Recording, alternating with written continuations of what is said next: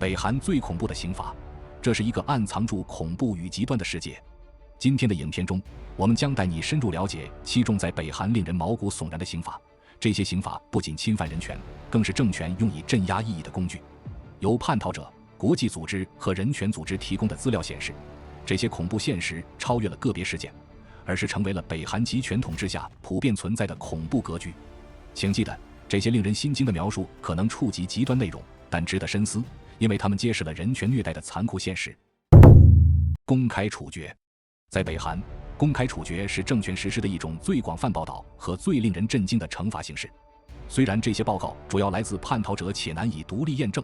但在各种来源中都有一致的细节。公开处决具有多重目的，不仅作为对被告的最终惩罚，更是旨在制造恐惧和维持严格社会控制的公开场面。导致公开处决的罪行可以从大多数国家视为严重犯罪的行为，如谋杀或间谍活动，到大多数民主国家可能视为微不足道甚至合法的行为，如观看外国媒体或企图叛逃。这些罪行的任意性彰显了政权为维持控制而愿意采取的极端手段。公开处决通常由枪决队执行，且常常在毫无公正审判的情况下进行。在许多情况下，被告无法进行法律辩护，判决似乎被预先决定。这些处决通常在众多人群面前进行，包括被告的家人甚至孩子。公众通常被迫观看，因为缺席或表现不够热情可能导致惩罚。选择进行公开处决的地点通常具有象征意义，例如市场、学校场地或附近的河岸，使事件高度可见。目的是将恐怖印刻在尽可能多的人心中，创造一重集体记忆，作为对潜在未来罪行的下阻。值得注意的是，国际人权法明确谴责非法杀害，其中没有公正审判的公开处决就是一个例子。然而，北韩政权的神秘和隔绝性使得国际组织难以针对这些报告的虐待行为采取有效行动。北韩的公开处决是一种可怕的控制手段，一场令人毛骨悚然的剧场，其中对被认为不忠的最终代价被实施，目的是通过最极端的惩罚手段，让全体民众保持持续的恐惧和服从，以供所有人见证。囚禁与强迫劳动。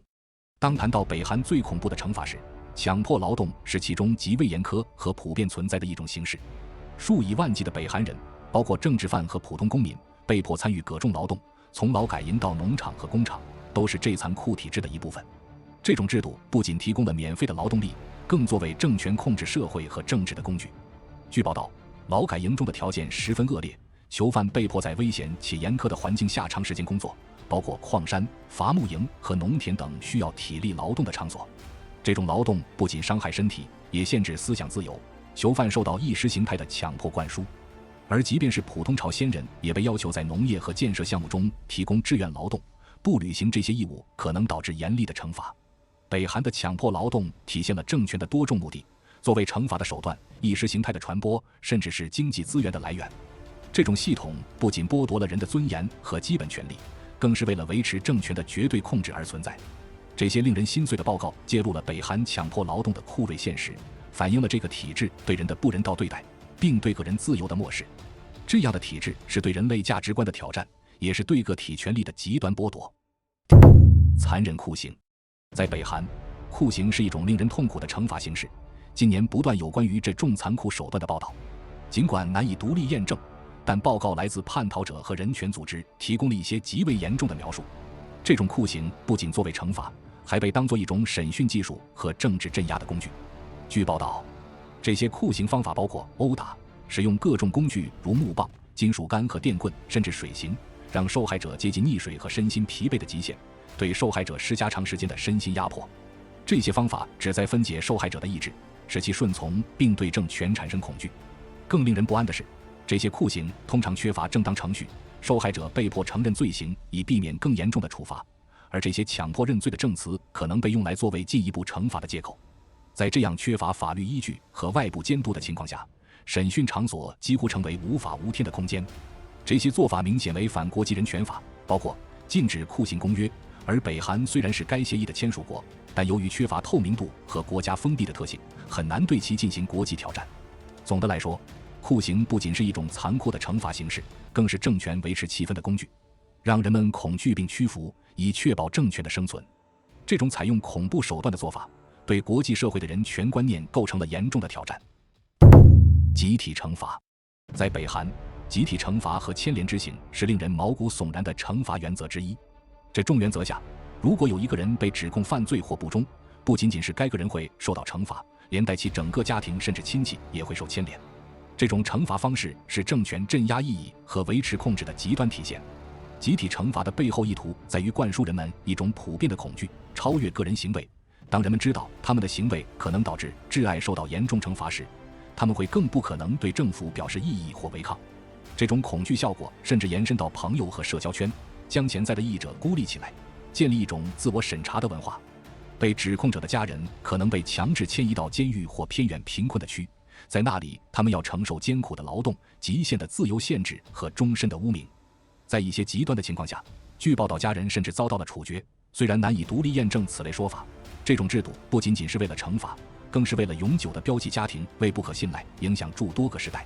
出生在这些家庭的孩子面临着暗淡的未来，经常被边缘化，受限于主流社会，教育和就业机会有限。这重惩罚循环形成了长期的威慑，加强了政权对北韩公民的控制。集体惩罚和牵连之刑在国际人权法中受到广泛谴责，包括日内瓦公约禁止因个人为亲自犯罪而受到惩罚。然而，就像其他人权侵犯一样，北韩继续进行这种做法，似乎不受惩罚，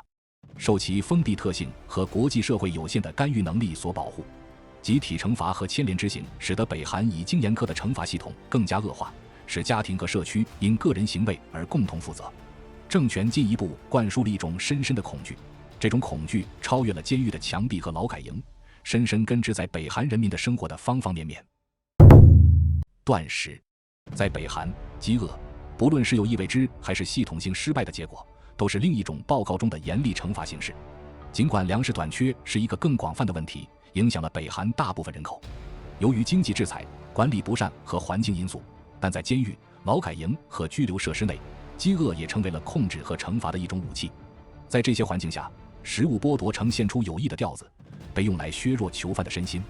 叛逃者和人权组织的报告提供了有关北韩监狱营地和拘留设施中极度营养不良的令人不安的描述，即使提供了食物，也常常是几乎无法维持生命的程度。对一餐的描述可能包括一把玉米面或一碗营养价值微乎其微的清汤。有益的饥饿加剧了强迫劳动带来的身体负担，导致了一个恶性循环，身体虚弱，工作能力降低，因此受到更严厉的惩罚。这种残酷的策略有多重目的。首先，它使个人虚弱到几乎不可能抵抗，无论是身体上还是心理上。其次，拒绝提供食物的行为旨在去人性化囚犯，把他们降低到生存的奋斗远超过其他任何事情，包括对异议或逃跑计划的能力。甚至在牢房之外，饥饿的威胁也被用作一种遵从性和控制的工具。市民经常面临食物短缺，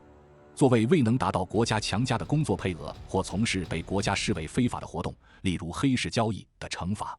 即使在这些情况下，粮食短缺也成为一种国家控制的形式，政府掌控住可以开启或密封的粮仓，以奖励忠诚或惩罚不服从。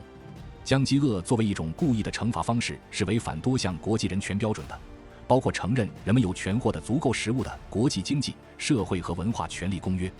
然而，尽管受到国际谴责，这种残酷的惩罚方式仍然持续存在，这是北韩政权维持其控制力的证明。断绝医疗。在北韩，拒绝提供医疗照护作为另一种令人发指的惩罚方式存在，这常常与其他虐待行为，如强迫劳动和酷刑相互交织。在该国的监狱营地、劳改营和拘留设施中，医疗照护相当不足，经常被剥夺，以进一步惩罚和打击囚犯的精神。叛逃者的报告和人权组织的报告详细描述了一种惨状况：囚犯因工作受伤、营养不良或疾病，几乎无法获得医疗服务或药物。即使人们严重患病或受伤，他们通常也被迫继续进行艰苦的劳动，恶化了他们的情况，进一步损害了他们的健康。拒绝提供医疗治疗有几个目的，这是在严酷的惩罚体系中。首先，它作为一种心理折磨，知道疾病或受伤将不会得到治疗，为已经可怕的经历增加了另一层恐惧。其次，缺乏医疗照护可以是一种缓慢的死亡判决，一种消除囚犯而不需要明确的处决行为。从政权的角度来看，这有额外的好处，可以减少维持囚犯生存所需的资源。在非刑事系统之外，拒绝提供医疗护理也存在于因某种方式触犯政权的普通市民身上。例如，那些未能达到工作配额、批评政府或被视为不忠者的人，可能会发现自己或其家人被拒绝获得医疗服务。在一个国家里，国营医疗设施已经在容量上受到限制，这可能导致严重甚至危及生命的惩罚。拒绝提供医疗护理在北韩成为一种残酷的惩罚和控制手段，政权故意剥夺囚犯和异议者必须的医疗服务，创造了一种恐惧和屈从的文化，连最基本的人权也经常被牺牲。这种惩罚形式不仅导致及时的痛苦，而且对于那些度过这一切的人还会产生长期的身心影响，进一步凸显了北韩政权为维护其权利而不惜采取的极端手段。恐怖监视文化。在北韩，惩罚体系不仅仅限于肉体折磨，还包括无处不在的监视和心理控制。尽管不是传统意义上的惩罚形式，持续的监视既作为一种预防措施，也是一种心理战术，旨在引起公民自我审查、信任问题和普遍恐惧。监视无所不在，从公共空间到个人家中的私密空间，北韩政权采用从人为举报者到技术手段的各种策略。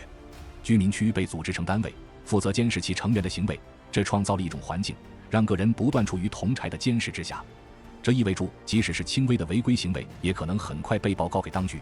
从而导致从公开羞辱到监禁等可能的惩罚。这种无处不在的监视所产生的心理影响是巨大的，人们生活在不断被监视的恐惧中，这使他们更加谨慎地控制自己说什么、与谁交往，甚至是自己的想法。这种监视文化渗透到家庭关系和友谊中，在通常提供情感和心理支持的社会关系中灌输了不信任。此外，政权还采用更直接的心理控制方式。公开批评会议，通常被称为自我批评会议，是常见的。个人必须坦白自己的缺点并批评他人。这些会议是引发恐惧和顺从的另一种工具，既作为公开羞辱的手段，又是政权无所不在日常生活中的提醒。心理控制的另一个方面是不断的宣传、赞扬政权并妖魔化外部敌人。这创造了一个扭曲的现实，将国家视为最终的保护者，这使人们在心理上难以质疑或叛逆现状。这重集权主义的系统违反了许多国际人权原则，包括隐私权和思想自由。然而，它仍然是北韩政权维护对其公民控制的最有效工具之一。这证明，在北韩，惩罚不仅仅是身体的痛苦，也是心灵的折磨。在探索北韩极端刑罚的旅程中，我们目睹了政权为了维护集权统治所施加的恐怖手段。这7种刑罚，无论是公开处决、劳改营还是体罚等，都让我们深刻感受到了人权受到践踏的残酷现实。